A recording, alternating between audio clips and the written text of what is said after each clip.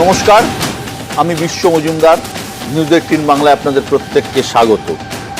শুরু করছি সোজা সাপটা।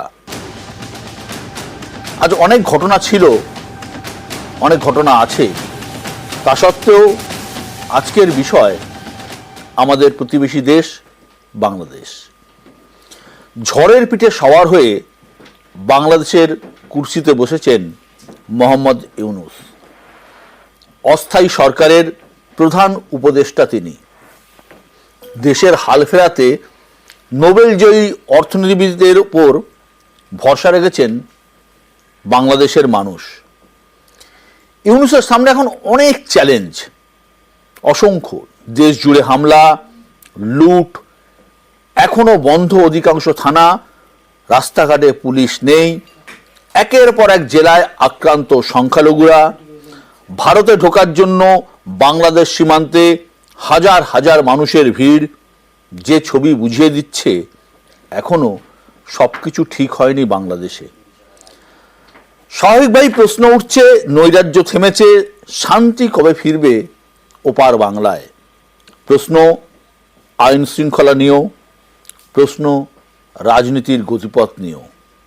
কবে হবে নির্বাচন? বাংলাদেশের রাজনীতিতে কি আবার উত্থান হবে বিএনপির? এসবের মধ্যেই শেখ হাসিনাকে ফেরানোর দাবিতে আজ মিছিল হয়েছে বাংলাদেশের গোপালগঞ্জে। বাংলাদেশের হাল জানতে সরাসরি আমাদের সঙ্গে থাকবেন যারা জানাবেন বাংলাদেশের অতিথিরা। তাদের কাছ থেকে শুনবো কেমন আছে বাংলাদেশ। আমার স্টুডিওতেও যারা আছেন তাদের কাছ থেকেও শুনবো যে কিভাবে আগামীর পথে এগিয়ে যাবে বাংলাদেশ। এই মুহূর্তে আমার সঙ্গে যারা রয়েছেন, আমার স্টুডিওতে যারা রয়েছেন, প্রথমে আলাপ করাই। বিজেপির পক্ষে রয়েছেন বিমল শঙ্কর নন্দ। বিমলদা, আপনাকে স্বাগত।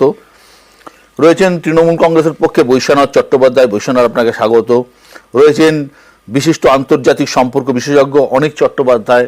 অনিকবাবু, আপনাকে স্বাগত। এবং রয়েছেন বিশিষ্ট সাংবাদিক সুমন ভট্টাচার্য। সুমন, আপনাকে স্বাগত। আমার সঙ্গে এই মুহূর্তে বাংলাদেশে রয়েছেন আজমেরি হক বাঁধন। বাঁধন, আপনাকে স্বাগত আমাদের অনুষ্ঠানে। রয়েছেন পিনাক রঞ্জন চক্রবর্তী, বাংলাদেশে ভারতের প্রাক্তন রাষ্ট্রদূত। পিনাকবাবু, আপনাকেও আমাদের অনুষ্ঠানে স্বাগত। পিনাকবাবু, আপনার কাছ থেকে শুরু করছি, আপনাকে দিয়ে শুরু করছি। আপনি দীর্ঘদিন বাংলাদেশে ছিলেন, বাংলাদেশকে আপনি খুব কাছ থেকে দেখেছেন, আপনি হাই কমিশনার ছিলেন। যে বাংলাদেশের আজকের যে অবস্থা, কোন দিকে যাচ্ছে বলে আপনার অন্তত মনে হয়? আমি যখন হাই কমিশনার ছিলাম এরকম একটা অবস্থা তখনও হয়েছিল, যেটাকে ওরা 111 বলে। তখনও একটা কেয়ারটেকার গভর্নমেন্ট হয়েছিল, আর্মি মুভ ইন করেছিল, আর আমাকে তাদের সাথেই তখন ডিল করতে হলো as the Indian high commissioner. তো আমরা সেটা নিয়ে ডিল করেছিলাম।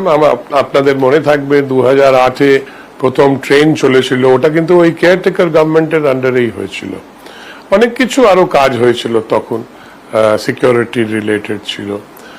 তো এখনকার যে কনটেক্সট ইজ ডিফারেন্ট, কেন এখন তো আর কেয়ারটেকার সিস্টেমটা বাংলাদেশের কনস্টিটিউশন থেকে মানে বের করে দেওয়া হয়েছিল। তো এখন এই যে ইন্টারিম গভর্নমেন্ট নামটা দিয়েছে, এটার কিন্তু লিগালি কনস্টিটিউশনালি কোনো বেসিস নেই। এটা একটা এমার্জেন্সি গভর্নমেন্ট বলতে পারেন। তো তাই জন্য আমাদের দিক থেকে আমরা তো মনে করি যে শান্তি ফিরে আসুক, নর্মালসি ফিরে আসুক, যাতে আমাদের নর্মাল ট্রেড কিংবা আসা যাওয়া এগুলো নর্মালাইজ হয়ে যাক। কিন্তু এখন তো এই কাজগুলো তো ওদের করতে হবে, আমরা তো করতে পারবো না।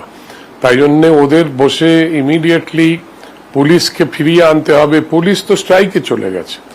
এখন শুনেছি নাকি বিজিবি, যেটা আমাদের মানে বিএসএফ এর মানে বাংলাদেশ বর্ডার গার্ড, তারা নাকি বর্ডার গার্ড, তারা কি বলে ওই বর্ডার পোস্টে যেগুলো ওই পুলিশ স্টেশন আছে, তারা নাকি ওগুলো মাইন্ড করছে। নর্মাল পুলিশ যারা, তারা পালিয়ে গেছে, তারা স্ট্রাইক করে গেছে। কেন ওরা বলছে যে আমাদের দাবি এখন, ওরা বলছে আমরা অনেক রকমের এখন দাবি রাখবো। সেটা ওরা কি সব বানাচ্ছে, ওদের যে ইউনিয়ন আছে তারা সব প্রেজেন্ট করবে। আর এখন তো সরকার নতুন মানে যারা অ্যাডভাইজার মানে মিনিস্ট্রি, ক্যাবিনেট মিনিস্টারের র্যাঙ্কে বলতে পারেন, অনেকগুলো মানে মিনিস্ট্রি তাদের একজনকে দেয়া হয়েছে। তো এখন ওরা সেটেল ডাউন করে এগুলো করতে হবে ওদের ইমিডিয়েটলি। তো ন্যাচারালি ল অ্যান্ড অর্ডার ছাড়া অন্য কিছু তো নর্মাল হবে না। মানে এইসব কথাবার্তা ওদের ওখানে এখন চলছে। মানে প্রধান কাজ হচ্ছে এই মুহূর্তে শান্তি শৃঙ্খলা ফেরানো, কারণ মানুষকে নিরাপত্তা দেওয়াই প্রধান কাজ।